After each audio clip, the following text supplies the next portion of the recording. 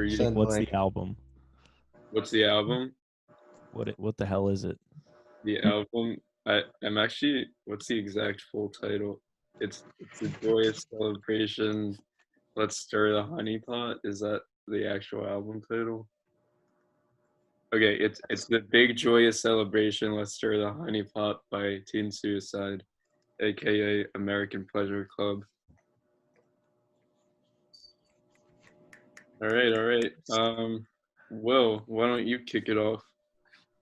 Oh, you don't have any opening words? Oh, okay, fine. I mean, I already gave the gist last week, but I used to be really into this band.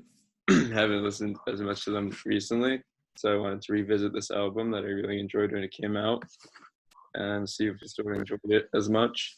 And I'll let you know if I did after you guys talk. Okay. Well, I'll go because I am the chosen one. Overall, I liked it. I thought I kind of get the comparison to Car Seat Headrest, but I didn't think it was that big of a deal. And their voices are so different that it kind of doesn't matter. But I thought it was a very creative album with great instrumentation, and it kind of blends different sounds that in a cool way without those sounds being like weird or over the top. And the intro track is just sick. Like one of the coolest intros to an album I've heard. Like just the changing in emotion and sound within a short period of time was like very cool. My main complaints were I thought like it was a little bit too long, because even though it's like only an hour long, there's still like a lot of songs, and I feel like it could have been more focused. And I think throughout, like I thought the ending was very good, and I thought the beginning was very good, but I thought somewhere in the middle it kind of dragged a little bit. And I'm like iffy on his voice. It For like most of the beginning of the album, it kind of to me sounded like high school choir boy felt like making an indie band. But then I thought later in the album the production of his voice evolved more so where it fit the music a little bit better for my taste. And I thought like I wish there was more guitar playing, because whoever the guitar player is like was doing some great soloing, and some great lead playing. But yeah, overall I liked it. I'm going to give it a 3.5. Respectable. Okay. Then you get that? Yeah. Oh, I got it. Oh, I got it down. 3.5. Cool. Sam, why don't you give us your input? Oh, he muted. Oh, hello there. He's back. I'm back.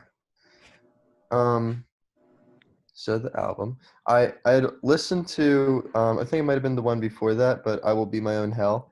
So I kind of went into this thing, preconceived notions about it. And I kind of got something like different. It was way more poppy than I thought it was going to be.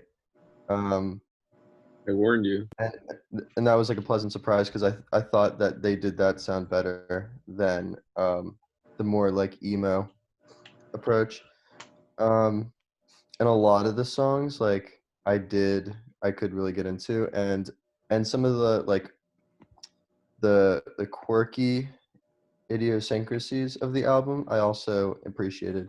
But then I also think that those things played into why I didn't like it that much, because I thought that the quirkiness almost made them like not take it seriously enough, like some of the music. Like some of the moments were like so lo-fi, and then it'd go from like an acoustic song to like the drums are now programmed and there's like synths and he's like hollering.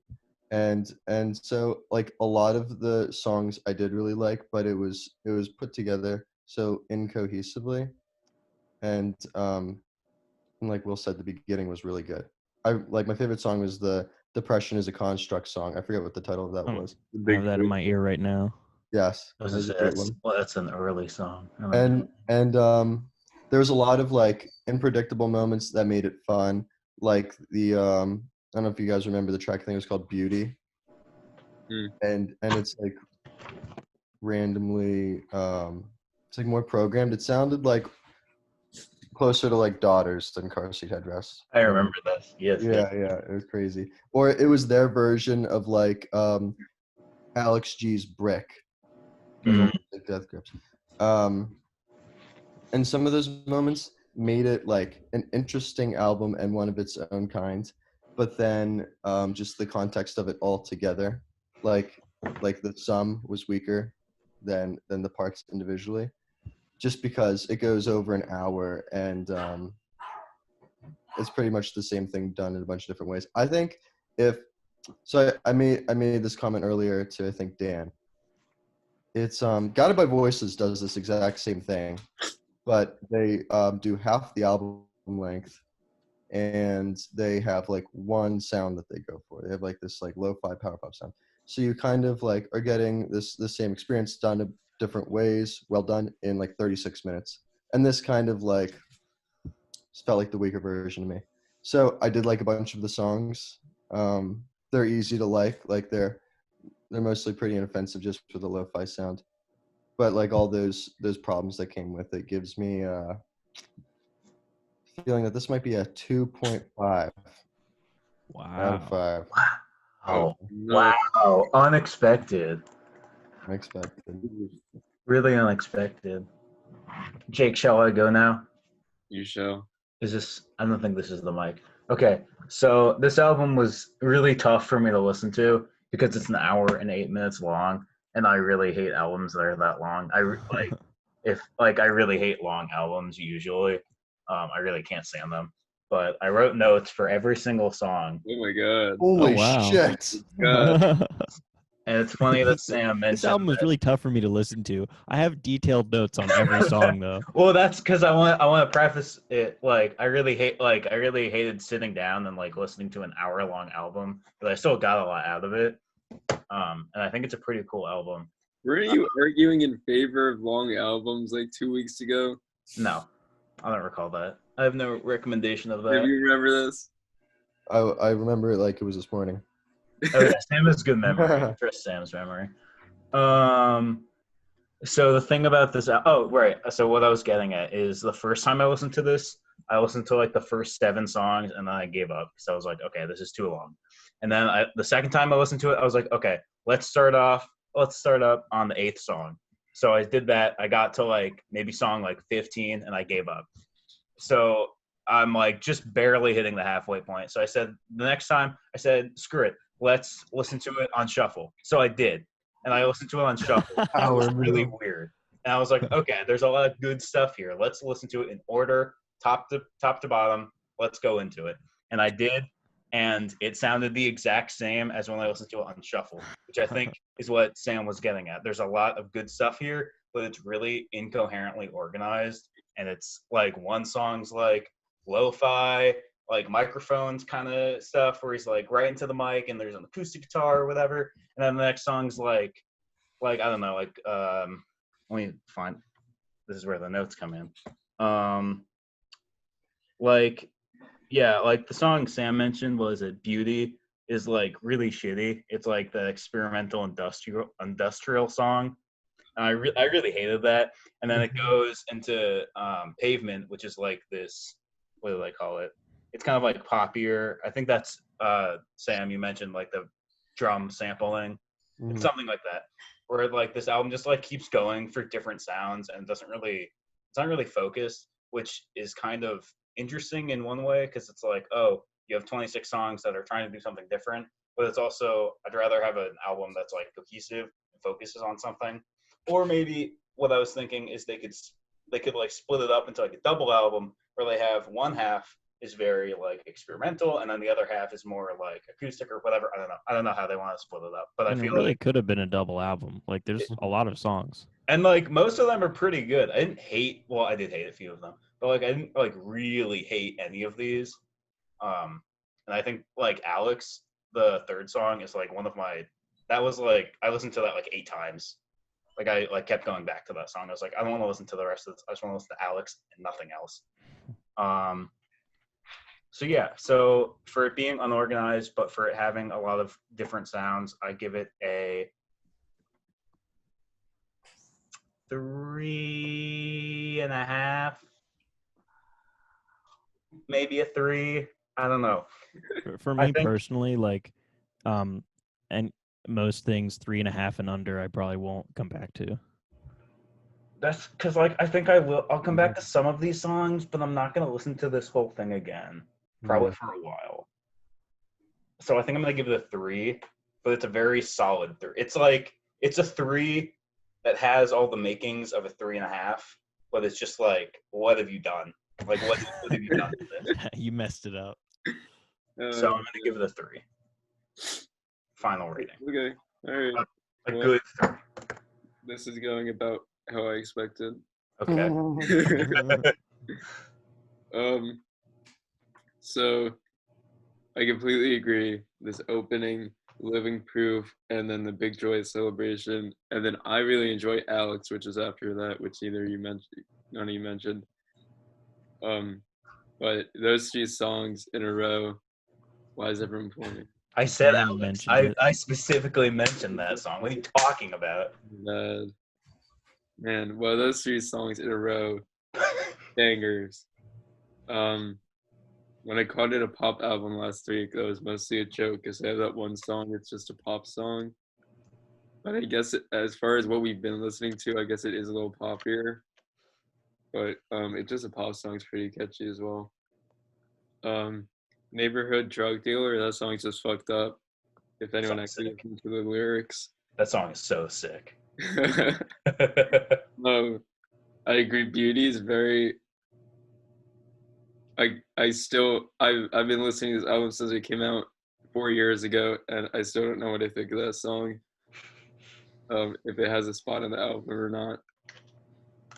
But I do agree, quite a few songs do not have a spot on the album, and I think so. This is their first album with Run for Cover Records, and when they joined Run for Cover, the label they previously had like 7-song like EP albums released, like nothing huge like this, and the label actually combined those EPs, like 2 EPs, to make 2 separate releases. Like they combined 4 releases, you know what I mean, to make 2 separate releases, and then release those on like vinyl and cassette.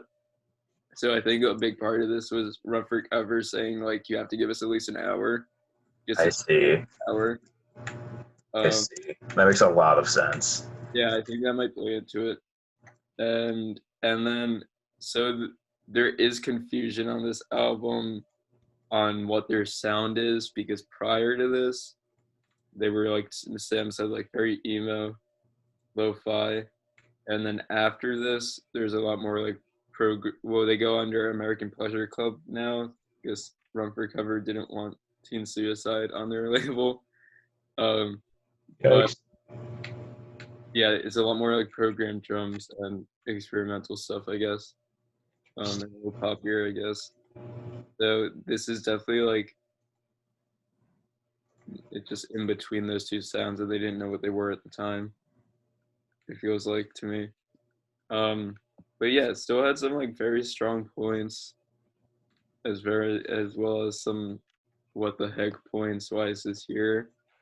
And definitely was harder to listen to. Like I love this album when it came out, and I think when I got Rate Your Music, I rated it a 3.5 based off memory, and I think I compensated for the fact that it probably isn't as good as I thought it was, because I still gave it a 3.5, but I definitely liked it a lot more when I was younger.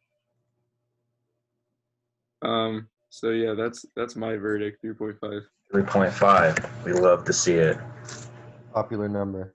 Dan cataloging hastily. I have to. I must. All right, so that is a grand total of 12.5. Divide that by 4. 3.125. That is like the average for this group. Yep.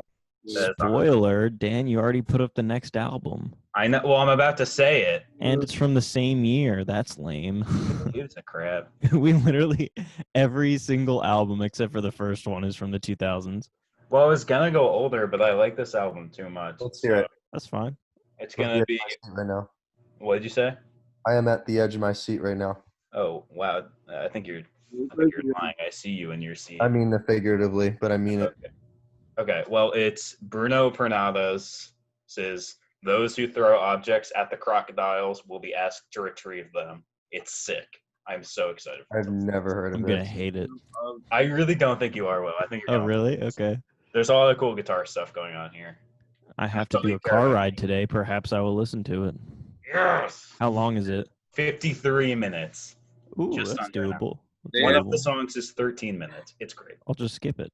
They only have 3 And then albums it'll be the length of my car ride. out the same year. I have no idea what Jake just said. They only have 3 albums, and 2 of them came out in 2016. Power move. Power move. Weird.